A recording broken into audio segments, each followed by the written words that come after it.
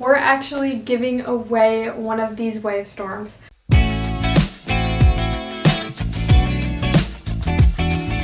Hey everyone, I'm Savannah. Welcome back to my channel. Today I'm making a video on how I learned to surf in a couple months and wanted to share some tips I had with you so that you can do the same. I'm super excited to announce that this video is sponsored by Wavestorm and we'll be giving away the Starburst Pink Wavestorm. If you want more details, make sure to stay tuned to the end of this video. Today I'll be talking about my experience and background in surfing, how surfing is like learning a language, and how you can start to learn to surf in only a couple months. Like I said, make sure to stay tuned towards the end of the video for a chance to win this Wavestorm. Now I'm going to talk about my own personal experience and how I first started learning how to surf. I grew up in the Bay Area. My brother actually surfed like 6 years before me and would always try to nudge me and say, come out with me, but he'd always go out on like giant days and I was like, I want to have no part in that. That looks so scary and dangerous and not fun. But then I moved to Santa Cruz, California during my last year of college. This was during the pandemic. Everyone was in lockdown and, you know, there wasn't much to do. But all of my friends were surfing, and so they kind of slowly nudged me and tried to get me to go out. And I agreed one day. I was like, okay, you know what? I'm gonna try this. There was a really beginner spot where the waves were super tiny. It's called Cowles in Santa Cruz, if you know of it. There are like hundreds of beginners. It's just a very chill place to learn how to surf. And so I borrowed my friend's wetsuit. They had some surf gear I could borrow, and I went out and I was like, wow, this is actually so fun. I wasn't thinking about sharks or any of that. Then my friends got me a wetsuit for my birthday. I didn't actually buy my own board. I learned on a Wavestorm, but my friends had all of these foamy surfboards, so I just borrowed theirs and I started learning to surf, and the rest is history. I just fell in love with being out in the water, learning something new. I have a very competitive personality, even with myself, and when I start something new, I just can't get enough and I always have to be trying to get better at it. And so yeah, my friends were willing to teach me, and I actually met this girl that my friend was seeing and she was also learning how to surf, so we kind of just started going out together all the time. And it was really nice because I had someone at my own level that I could go out with and we could be like, oh my gosh, we're not getting into any waves, this sucks. And then also have my friend who knew more about surfing and who could teach us about the waves, surf etiquette, paddling, getting into waves, and all of that. It's kind of the best situation I could have been in to learn how to surf for my friends. After I decided this is gonna be my new thing, I'm in love with this, my friends bought me a wetsuit and I made a goal to go out 2 to 3 times a week. This was actually vital for my surf progression. So this kind of brings me into my next point. My next point is, and you might be like, what the heck is she talking about? Surfing is like learning a language. Let me explain why. If you've ever learned a language, you know that it's kind of a lifelong commitment. I learned German. I was an au pair in Berlin and I got conversationally fluent with people. Still to this day, I don't live there anymore. I've lost a lot of that German. And that's because I don't live there anymore. I don't practice it every day. So similarly to learning a language, you kind of have to make a commitment to learn how to surf, at least for like a couple months, I would say. If you're learning a language and you try to learn it for 1 day a week, you're not gonna learn it. That's kind of just the truth of the matter. So similarly to learning surfing, if you live near the ocean and you can go a couple times a week, that's gonna be best for you in learning to surf. Those of you who are planning a surf trip, I know there's like those surf retreats and all of that. I'm not saying that you can't learn to surf there. Actually, at those types of intensive retreats, I think you can actually progress your surfing so much faster than even learning on your own because they have so many things set up for you. But in terms of kind of learning to surf fluently, like learning a language, sorry, I'm kind of going back to this analogy, but I think it is actually a really good analogy because you kind of got to keep up with it and get to that level of fluency where you can pop up, read waves, go down the line, turn. Similarly, they both have really steep learning curves. So when you first learn how to surf, I was just working on popping up, paddling and catching waves for the first few months. Within the first couple months, I could go out and feel more confident with my pop-up and feel like I could go paddle into the waves and catch a handful of waves that day. Am I still learning how to surf and do so many things right now? Yes. You're never finished. There's always still more I can learn.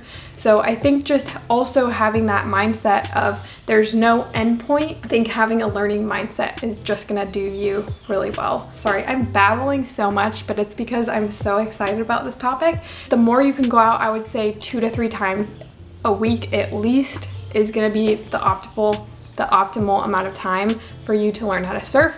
Another thing with surfing though is that conditions are so variable, so you could go 2-3 weeks or a month without even stepping foot in the ocean because there could be no waves. The waves could be super big, it could be windy.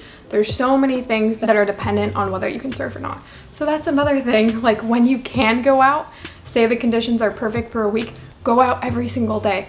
Go out a couple times a day, you know, really take advantage of that. Spending time in the water is number one most important thing. Even if you're not catching any waves, even if you feel like, oh my gosh, I suck, I'm not learning anything. Yes, you are. Last thing I'll say is learn to become obsessed with it. When I was learning a language, I would watch so many YouTube videos. I would find Netflix shows to watch in German so that I could just absorb as much as I could while I was learning the language, especially at the beginning. Similarly, treat learning to surf as learning a new language too. Watch as many YouTube videos as you can. Try to take videos of yourself when you're surfing to see what you're doing wrong. Practice your pop-up every single day.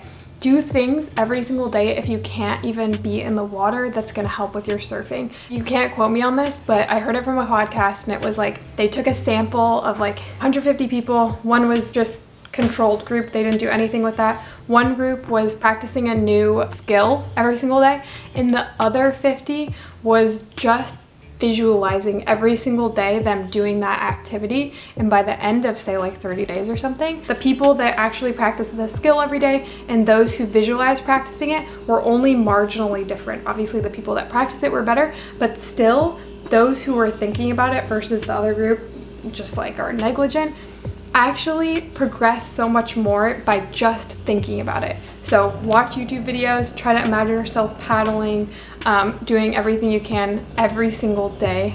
Similarly to learning a language, I'm going back to this so much, but it's gonna help you with your surfing and learn to love it, learn to become obsessed with it because it's so much fun. One last thing that's gonna help you with learning this new skill is find your why, and then keep coming back to that when you feel like giving up or when you feel like, oh, like this is too hard, because surfing is hard. It's gonna take commitment. It's gonna take you going every day. Honestly, surfing, like trying to lug that big board, getting a wetsuit on, checking the surf, going to look at the surf conditions, it's a lot. Sometimes it's hard to find that motivation, but I promise you on those days where you feel like the motivation is lacking the most, that's when I have the best surfs, I promise you. My why when I was learning how to surf, I really loved the fact that my friends could teach me and that I was learning with my friend, and just loved that feeling of when my surfboard hit the water and I just started paddling and my face would light up and I felt alive, and I got addicted to that feeling. And then when I started catching waves, I was like, this is even more fun than just paddling.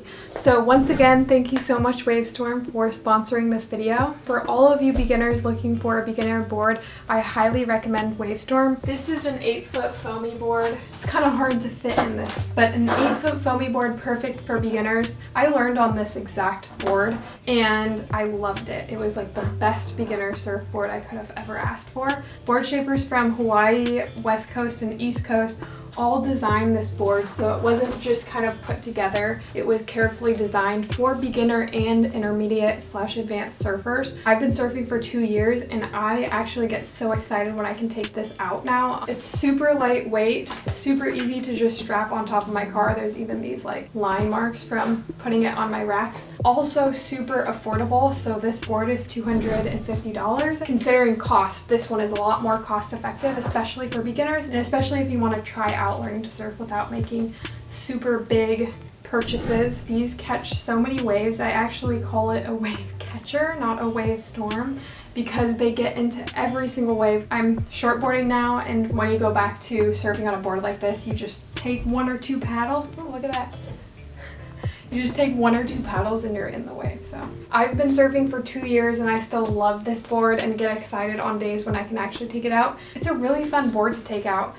Super easy to maneuver on waves. I also love the colors. I have only owned pink surfboards actually. Phoebe, their social media girl, sent me the pink Wavestorm, so I was super grateful and thought that was really nice of her to notice, because I actually have a hot pink longboard and then obviously my pink shortboard and now a pink foamy. So I guess I'll be surfing on pink boards for the rest of my life. And now, for the moment you have all been waiting for, we're actually giving away one of these Wavestorms. If you want to enter the giveaway on here, all you have to do is subscribe to my channel and comment below Wavestorm. For other entry requirements, go to my Instagram and TikTok. You can have more entries on there as well. The giveaway will be for a week, and we'll be selecting a winner to send a brand new Wavestorm for summer, and you can start your own surf journey. I'm so excited and grateful that Wavestorm was willing to do this giveaway and gift one of you guys a brand new board for summer. So like I said, one more time, subscribe to my channel and comment Wavestorm below for a chance to enter this giveaway. Also go to my Instagram and TikTok for additional entries. I wish I could give away a Wavestorm to everyone, but I have a code for you if you don't win, so you can get a percentage off. I'll leave it in my description below. Good luck. Thank you so much for watching. I want you guys to let me know which video I should come out with next. I'm going to be splitting them up, so teaching you how to pop up in a separate video, how to turtle roll, how to do things individually, so you can find each lesson super easily. So comment down below, let me know which video you want me to create next. And thank you so much for watching. I hope to see you guys next time.